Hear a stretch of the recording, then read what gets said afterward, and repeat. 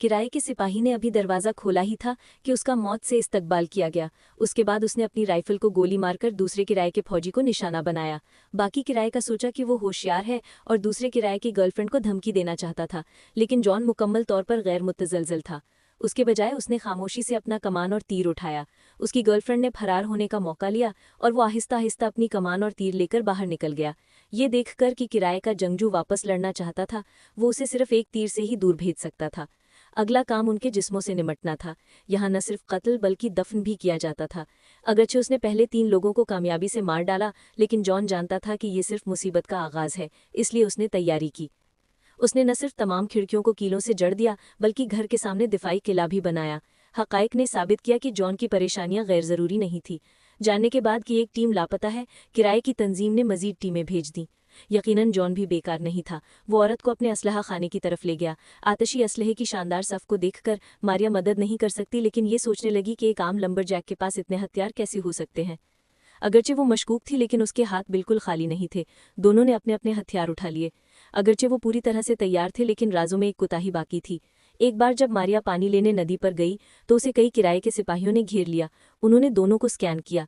Code ने इस बात की तस्दीक की कि इससे पहले वाली खातून ही निशाना बनी थी, इसलिए छोटे लीडर ने जल्दी में अपने आला अफसरान को इत्तला दी।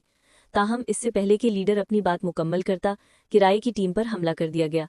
मालूम हुआ कि जॉन ने बरवक्त सूरत हाल दरियाफ्त कर ली थी। उसकी ताकतवर फायर पावर के तहत मारिया आज़ाद हो गया और फरार हो गया। जॉन ने किराए के फौजियों को एक एक करके बेदर्दी से कत्ल किया। मारिया जो भाग रही थी, पीछे नहीं हटना था। उसने एक तेज़ लकड़ी की छड़ी का इस्तेमाल किया, जिसके पास अपने हथियार वापस लेने का वक्त नहीं था। उनकी मुश्तरका कोशिशों से तमाम किराए के फौजी ज़मीन पर पड़ी लाशों तक कम हो गए। ताहम जॉन ने आराम करने की हिम्मत नहीं की, क्योंकि वो एक अच्छी तरह से लैस और सफाक किराए की तंजीम का सामना कर रहे थे। जैसा कि तवक्को थी, वो दोबारा घात लगाकर मारे गए। मारिया, एक किराए की खातून, कदरे मगरूर दिखाई दे रही थी, लेकिन उसने कभी नहीं सोचा था कि दोनों ने एक जिंदा बचाने वाला छोड़ दिया है। किराए का लीडर आहिस्ता आहिस्ता पानी से बाहर निकल आया। मालूम हुआ कि उसकी बुलेट प्रूफ जैकेट ने उसके लिए गोली रोक दी थी, लेकिन उसका जिस्म पानी में डूबा हुआ था। उसने जल्दी जल्दी यहाँ के हालात की इत्तला दी। रहनुमा सी टोंग बहुत नाराज था और उसने मजीद टीमें भेज दी, लेकिन उसने वाज़ेह तौर पर मुखालिफ की सलाहियत को कम समझा।